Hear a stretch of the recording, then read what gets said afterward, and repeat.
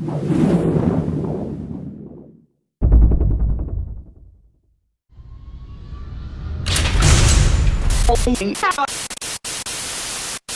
Row MMA here with Garry Cook.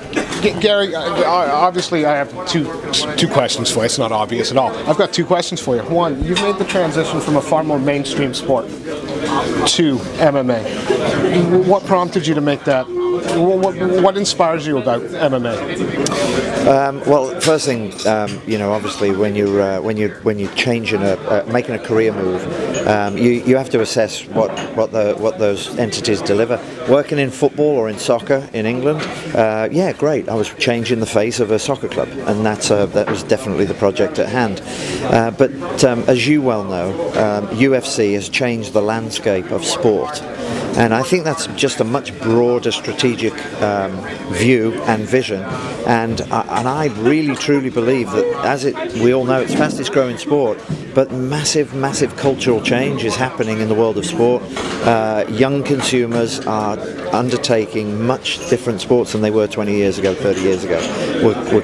We're in a digital age. This is a digital business, and so I'm just excited to carry on the work that Dana and Lorenzo and all the guys are building. And hey, if I can add value to that, and then I'll be a happy man. Have you become a fan of MMA, of the sport? I mean, because you can still work within it, not necessarily, but has the sport rubbed off on you? Yeah, of course, because it's infectious.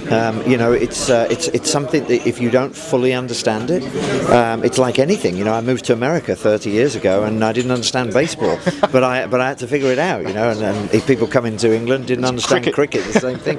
But it becomes infectious, and the reason it's infectious is you can truly understand if it's a performance sport, it's authentic, it's real, the athletes are real, the passion and the excitement that it creates. How can you not like that? That is the fundamental principle of why we as human beings love sport.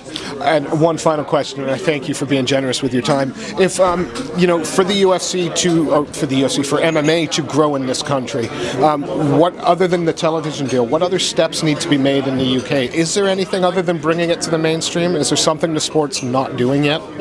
Yeah, our business is broken into four main sectors. The first one, of course, is TV, broadcast and media, and that's something that in the United States their success came from developing that as a primary objective. The second one, of course, is events. We've got to do big events. We've got to do as many events as we possibly can, given the restrictions that we're under, and then we have to commercialize that business, and also lobbying and creating awareness. So if you look at those four things, they have to come together. And what I sometimes believe in a new business, you can end up trying to do too many things in too many places to please too many people. Unfortunately, you can't do that. So you've got to be specific about your markets, you've got to be specific to your fans, and most importantly, the message here is you have to communicate with the fans directly.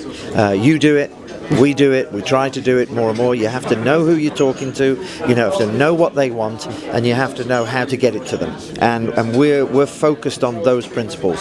That will create awareness, that will grow the business. Our partnerships in the digital space, in the gaming space, will help that awareness. So, we are the biggest and largest brand in this space, and I truly believe that we've got a great opportunity to help people understand this sport and have a greater appreciation of it. Sir, thank you so much for your time. It's been a pleasure. Thank you so much. Good luck.